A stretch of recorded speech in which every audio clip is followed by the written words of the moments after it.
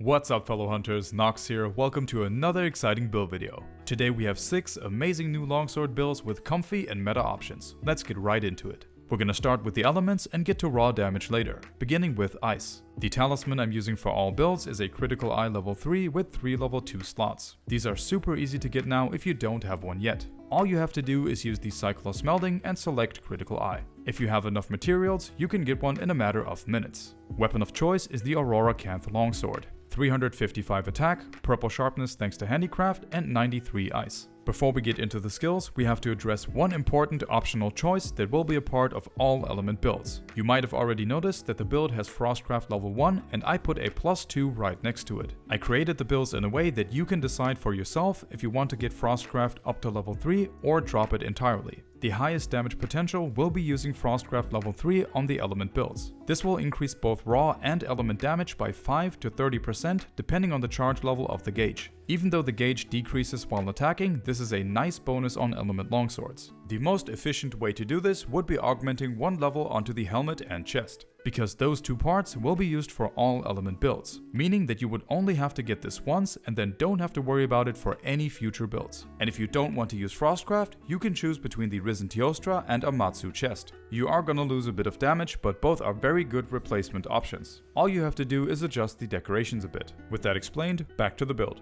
To increase our damage, we crank up the affinity as high as possible with Critical Eye, Weakness Exploit, and Bloodlust, putting us at 100% affinity on weak spots. Along with that, we of course have Critical Boost to get the most out of the critical hits. Then we have Attack Boost level 4, giving us a nice damage boost. Since this is an element build, we of course have Element Attack level 5. Then we have Element Exploit for a 10% increase to elemental damage on weak spots. Critical Element level 3 will add another 15% when landing critical hits. We also have Kushala Blessing, which increases both ice and water element by 10%, and Burst will add further damage as well when landing continuous hits. Maxed out Quicksheath greatly increases overall DPS on Longsword and will of course be on every build. All builds will also come with the combination of Wirebug Whisperer level 3 and Wind Mantle level 1 or 2. This will increase Wirebug recovery speed, which adds extra smoothness and DPS to Longsword. Another skill that we're gonna see on all builds is Frenzied Bloodlust level 1 or 2. This will give us an additional Wirebug when overcoming the effect of Frenzy. How long we get to keep that Wirebug will depend on the level of the skill. Combined with the two previous skills, this will give you even more freedom with Silkbind attacks. For sharpness management, we have Master's Touch, giving us an 80% chance to not lose sharpness when landing a critical hit. This goes nicely with the high affinity and the added purple sharpness. For added comfort, we also have Intrepid Heart and Shock Absorber as a bonus. I will show some augment recommendations like this after each build. As we addressed at the start, if you're not swapping out the chest, getting 2 more levels of Frostcraft will be the first goal. After that, adding 1 level of Powder Mantle into the build has good additional value. If you like, you can add more Wind Mantle as well. I find level 1 or 2 to be the sweet spot, but that is just personal preference. We also have an additional weapon option here, the Kushala Longsword. The overall DPS when using this is very similar. You're just trading some of the element for additional sharpness and raw attack. You can use whichever weapon you prefer.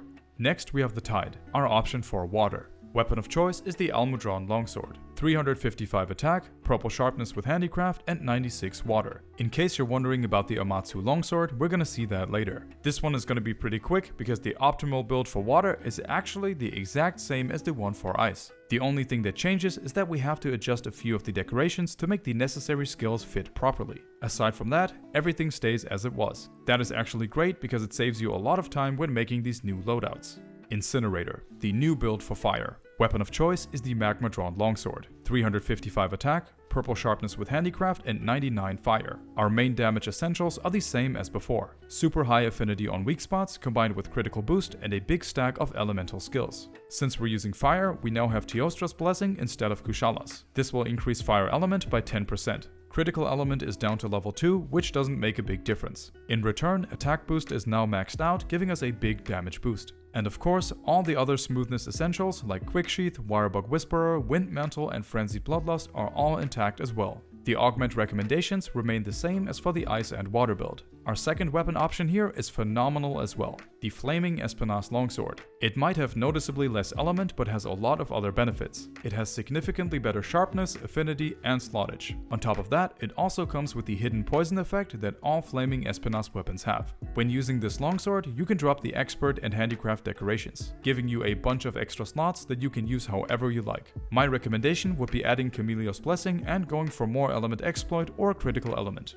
Next, we have our option for Thunder, the Raigeki. Let's see how many of you in the comments know what the name of this build is a reference to. Weapon of choice is the Zinogre Longsword. 365 attack, purple sharpness, and 97 thunder. The Narwa Longsword is decent as well, but Zinogre definitely wins this duel. Just like the fire build, all the base damage essentials are intact, plus attack boost is maxed out. As you can see, the element builds share a lot of similarities. The big difference here is that we have no efficient way to include the blessing that would increase thunder attack further, but instead we have Wind Mantle level 2 for even more wirebug recovery speed. The augment recommendations have changed slightly since the build already comes with Wind Mantle level 2. After getting Frostcraft up to level 3 and adding 1 level of Powder Mantle, going for Mail of Hellfire level 1 has good additional value. Aside from that, extra slottage will be great to have as usual. Draconic Slash. Our build for Dragon uses the Valstrax Longsword. 365 attack, massive white sharpness, and 77 dragon. All the essentials are again intact, but a few things have changed. Like the Raigeki, this one also comes with max attack boost and Wind Mantle level 2. Since we don't need any sharpness management skills, we can add further damage increasing factors. We now have maxed out critical element again, and burst got pushed up to maximum as well. Coalescence also fits into the build now and activates along with the Bloodlust skills, giving us additional raw attack and a bit of element. Another big change is that we have Heaven Sent level 1 as a bonus. After not getting knocked back for 30 seconds, we can recover 50 hits of sharpness by scroll swapping. This basically gives us infinite white sharpness here. Using this build with Dragonheart and the Valstrax Soul Rampage decoration would give it more power, but it would also require a more specific talisman and augment setup to function as well as it does now. The augment recommendations are the same as for the Raigeki. Any additional slots can be used to get critical eye up to level 6, but it's not required. The Cozy Cat. A comfortable, high-damage raw build that can be used against anything. Weapon of choice is the Tigrex Longsword. Massive 410 attack, nice purple sharpness, and minus 15% affinity. All of the essential raw damage skills are maxed out. Bloodlust is up to level 2.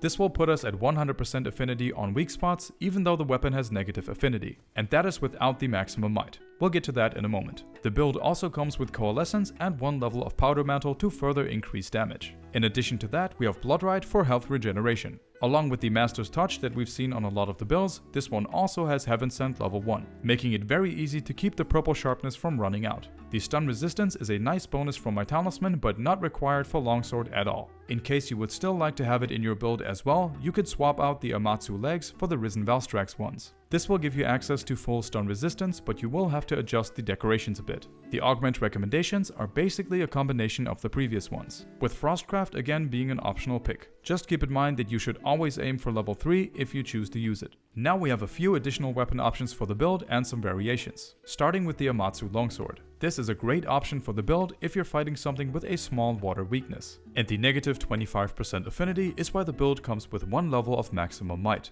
With everything active, even this longsword will reach 100% affinity on weak spots. Next, we have the 2 best poison longswords that come with 1 part variation. If you decide to use one of these, swap out the arms for the Risen Chameleos ones. This will give you the perfect setup for any poison longsword. One thing I highly recommend doing is trying to get Chameleos Blessing up to level 3. Aside from that, all you have to do is adjust how much affinity you are going to need. Make sure to check out the other builds for all kinds of weapons on the channel so you don't miss anything you might enjoy. Thanks for watching, take it easy, and I'll see you in the next one.